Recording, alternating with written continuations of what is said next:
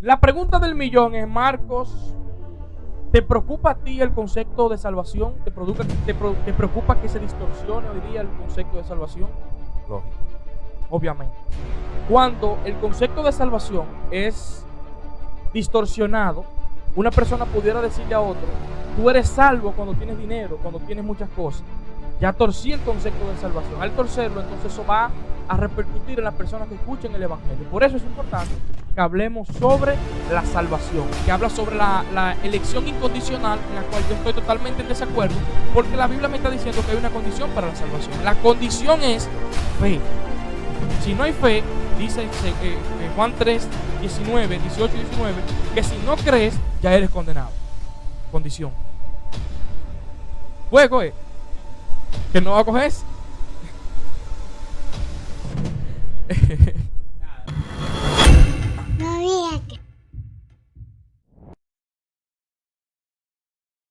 Esta es la segunda parte sobre el tema de la salvación. Si tú quieres ver lo que hablamos en la primera sesión, te lo dejaré aquí arriba para que puedas ver este contenido y luego pases a la segunda sesión.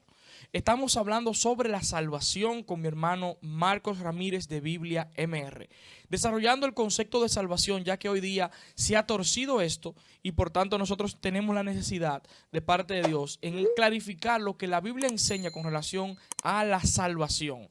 Así que no te vayas lejos, presta atención que esto es la continuación del tema la salvación.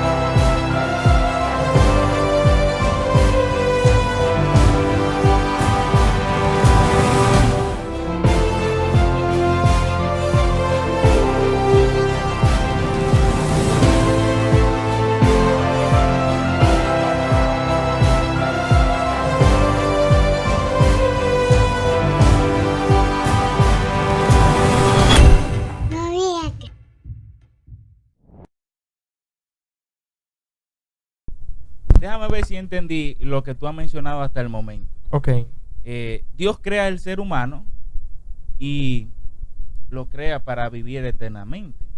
O sea, también Eclesiastés nos habla de eso, de que Dios puso eternidad en el corazón del hombre. El hombre fue creado para vivir eternamente, pero el hombre pierde eso cuando quebranta la ley de Dios, cuando peca. Exactamente. Entonces es por ello que Dios tiene que enviar un mediador para que pueda mediar entre Dios y los hombres, y habla de que envió a Jesucristo para que sea el mediador, o sea, quien nos salvara. ¿Salvara de qué?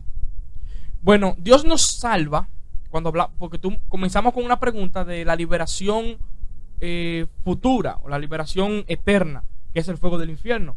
Nos salva de la liberación del fuego del infierno, nos libera del fuego del infierno, pero también nos salva de consecuencias a nuestros pecados. Cuando yo vengo en fe a Dios, yo vengo en fe a Jesucristo, entonces yo soy liberado de la condena eterna. Jesús sufrió la condena en la cruz para que tú y yo no sufriésemos esa condena. O sea, ya Cristo la pagó.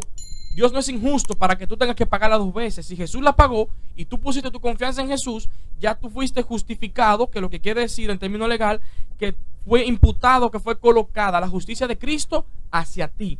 Entonces ya tú no tienes que hacer para llegar, sino creer para llegar. Ahora eso te lleva a hacer. ¿Y por qué Jesús tiene que pagar por mí? Porque yo no puedo completarlo. Porque por mi propia condición caída, como decíamos ahorita en Efesios 2, estábamos muertos en nuestros delitos y pecados. No teníamos capacidad para agradar a Dios sin que Él intervenga. No teníamos esa capacidad de que Dios obre o que nosotros podamos agradar o acercarnos a Dios. Y Él tuvo entonces que hacer la obra en nuestros corazones. Por medio de Jesús, entonces Él vino a cumplir la ley y a transferirnos su justicia, y ahora sí volteamos o podemos estar frente a Dios. Ok. A través de lo que hizo Cristo en la cruz del Calvario, nosotros ahora sí podemos tener entrada al trono de la gracia. Podemos nuevamente restaurar nuestra relación con nuestro Creador y vivir eternamente con Él. Porque cuando Jesús le preguntaron acerca de la vida eterna, dice precisamente esto, que esta es la vida eterna, que te conozcan a ti, el único Dios vivo y verdadero, porque hay muchos dioses, pero que no están vivos y son falsos, y a Jesucristo, a quien tú has enviado.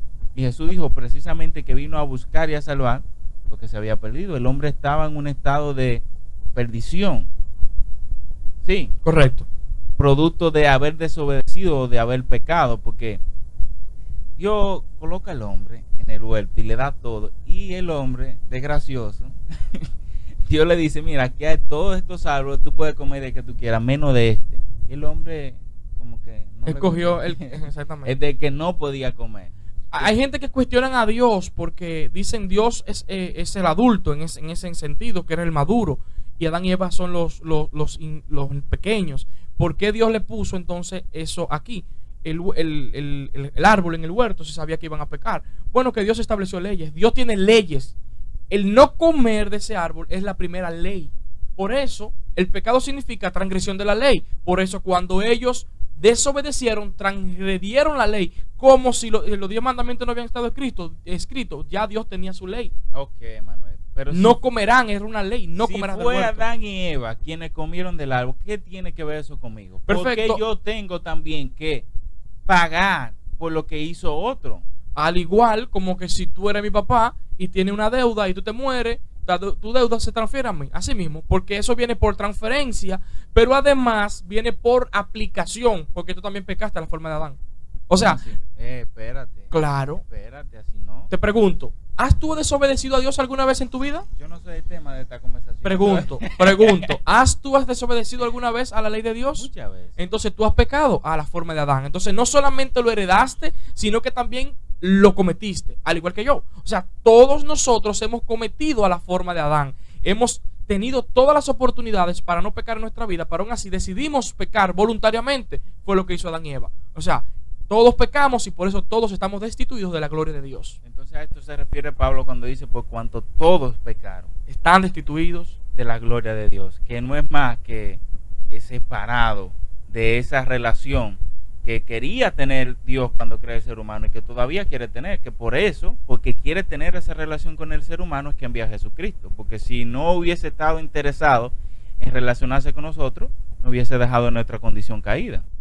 Claro, mira, algo que yo quiero aclarar con relación al concepto de salvación, porque estamos tratando de definirlo, explicarlo, como la Biblia lo enseña, y iniciamos diciendo que hay personas de raíces hebreas, judaizantes, de otras denominaciones que tuercen. Ahora, una idea de cómo nosotros poder interpretar la palabra salvación cuando la vemos en las escrituras es saber que no siempre que vemos la palabra salvación en las escrituras está hablando de vida eterna. ¿Cómo así? Explícame ese chin que no lo entendí. Ok, no siempre que tú abres la Biblia, tú vas al texto. Salvación de primera instancia no se refiere a vida eterna o liberación de la ira futura. Por ejemplo, ¿cómo así ira futura? Hablamos que la ira futura es la ira que Dios va a derramar sobre la humanidad y el fuego del infierno. La ira que Dios va a derramar, el infierno y la ira que va a derramar sobre la humanidad. Pero mira, demostrándote eso, de que no siempre que veo la palabra salvación significa vida eterna, Salmos 71, del 2 al 3 dice el salmista, socórreme y líbrame en tu justicia, inclina tu oído y sálvame. Sé para mí una roca de refugio a donde recurra yo continuamente. Tú has dado mandamiento para salvarme, porque tú eres mi roca y mi fortaleza.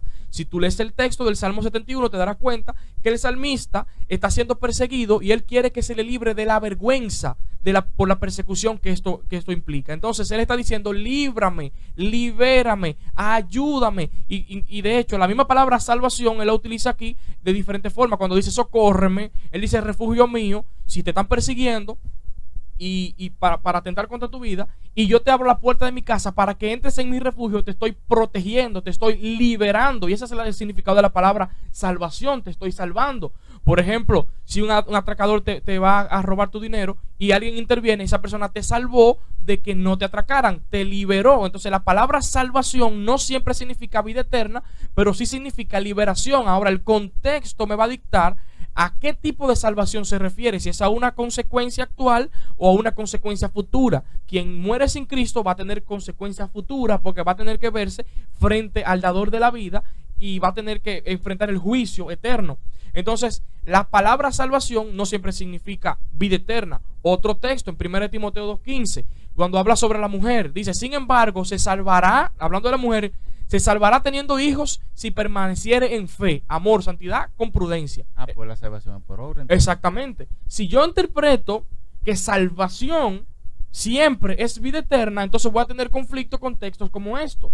Por ejemplo, si, como lo dije ahorita, si tú te mantienes obediente a la palabra de Dios y tú no robas, pues tú te estás salvando de caer en la consecuencia o de caer preso, porque no estás robando, no vas a ser acusado del robo. Pues entonces tú estás siendo salvado. Por eso cuando el salmista dice en el Salmo 71, él dice: sé para mí una roca de refugio a donde recurra yo continuamente. Tú has dado mandamientos para salvarme. Cuando yo obedezco los mandamientos, cuando yo me mantengo en la obediencia a ellos, yo soy liberado de la consecuencia de mis pecados. Y por eso él le dice: tú me diste la herramienta para salvarme. ¿Cuáles son? Andar en tus mandamientos, andar en tus lineamientos son la herramienta para yo no tener consecuencia de mi pecado.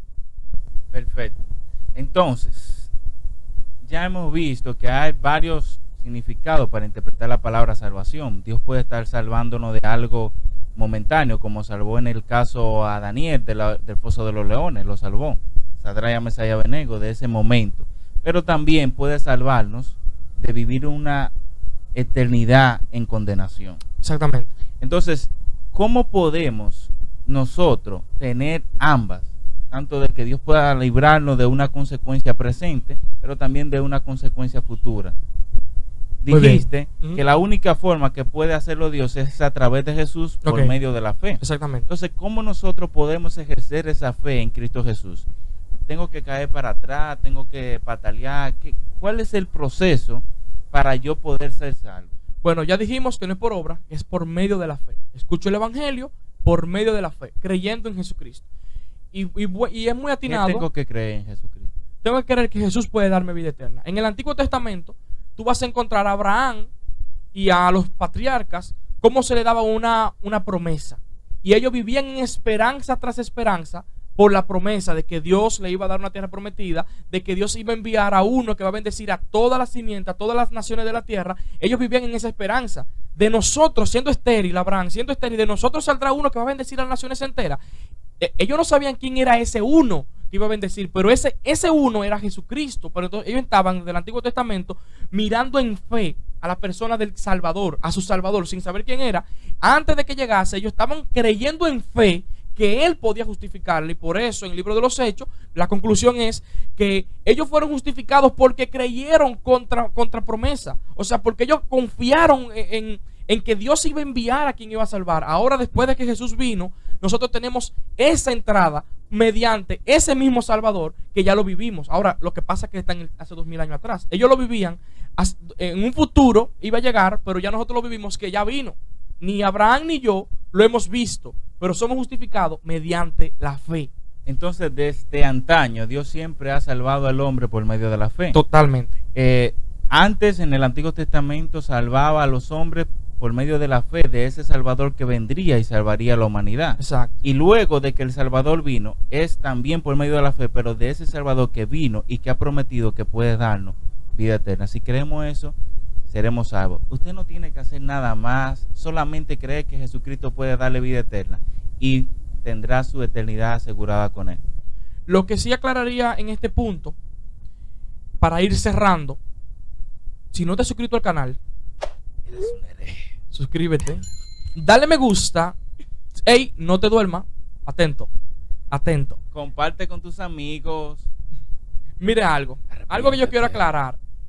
La gente dice: pero si solamente creer, pues yo puedo ser un asesino, yo puedo matar, yo puedo robar, yo puedo hacer sin número de cosas.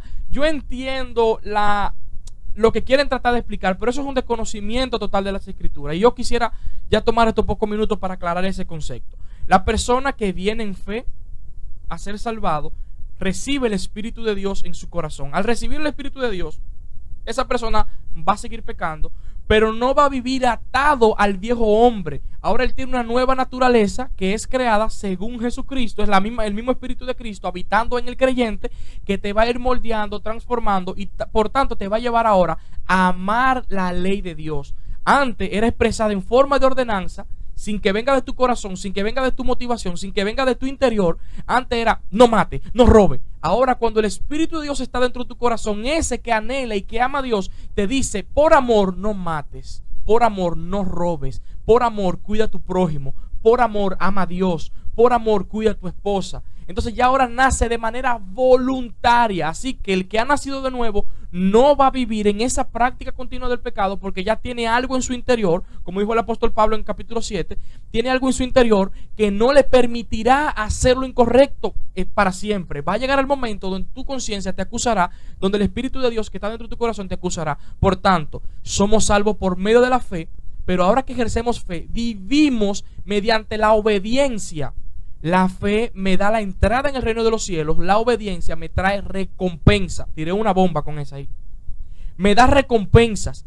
Ojo, la recompensa no necesariamente es la vida eterna. Recordemos, la fe es la entrada. Y si ya yo entré allá, ¿cómo yo voy a vivir? ¿Qué voy a tener? ¿Me darán me dirán: buen hecho, siervo fiel? Claro que te lo dirán, por obediencia. Cuando tú eres obediente, vas a ser juzgado según tus obras para recibir las coronas que están preparadas para aquellos que fueron fieles, para aquellos que creyeron, aquellos que vivieron de acuerdo a las Escrituras. Entonces, por eso, el cristiano verdadero viene en fe y ahora vive obedeciendo. O sea, que no hay una incongruencia. No es que yo creí y ahora hago lo que me dé mi gana. Jamás de los jamás es lo que se ha postulado, pero yo sé que lo tuercen es lo que dicen directamente, no que lo insinúan, lo dicen directamente. Efectivamente, yo creo que el Cristo que te salva también te transforma. Y si Jesucristo no tiene la capacidad de transformar tu vida, tampoco tendrá la capacidad de salvar tu alma. Conclusión final. Suscríbete. Por favor. Arrepiéntete. Sí. Mira, conclusión final. Cuando veas la palabra salvación, analiza su contexto. Por eso hacemos un llamado al estudio. Estudia la palabra, porque los que se están levantando, los que están saliendo a predicar las mentiras, se están preparando más que nosotros. Ellos ya han madurado su creencia. Cuando tú vas a tratar de refutarle, va a ser un poco difícil, porque se están preparando mejor que nosotros los cristianos. Los cristianos tenemos que prepararnos, estudiar las Escrituras, no conformarnos con lo que se dijo el domingo, sino estudiarlo, revisarlo, hacer preguntas, hablar con tu pastor, con tu líder, pero no te quedes sin estudiar la palabra de Dios. Estúdiala, escudriñala. Así es, a medida que nos acercamos más a la palabra de Dios, vamos a ser más como Cristo, que es el objetivo nuestro, como dice Romanos 28, que Dios ha predestinado que todos los que crean en Él sean como Jesucristo, que es el primogénito entre nosotros. Así que ya sabes, tienes la oportunidad de salvar tu alma y de ser como Él. Y la última aplicación es: vive de tal manera lo que estás estudiando. Si ya estudiaste la palabra, si estás acercando a los líderes, si viniste en fe, ahora vive de acuerdo a ese que murió para salvarte. Ese que murió para salvarte a ti vivió en obediencia, por tanto te llama que si tú viniste en fe, vivas con agrado hacia Él. Vive de tal manera a lo que estudias, que tu estudio no esté por encima de tu práctica y de tu vivencia, que haya una congruencia en lo que tú conoces y lo que vives. Y que vamos a vivir agradándole a Él, ya no por miedo, sino por amor a su sacrificio, a lo que hizo por nosotros. Amén. Y la cuarta aplicación es: suscríbete al canal, dale me gusta, comparte, déjanos aquí debajo en los comentarios si tienes preguntas, qué te pareció este conversatorio, si quieres que hablemos otro conversatorio, si quieres que invite al RGT para otro tema, lo invitamos. Él es buena gente, pero por favor déjanos en los comentarios tu opinión. Que el Señor le bendiga. Nos vemos luego.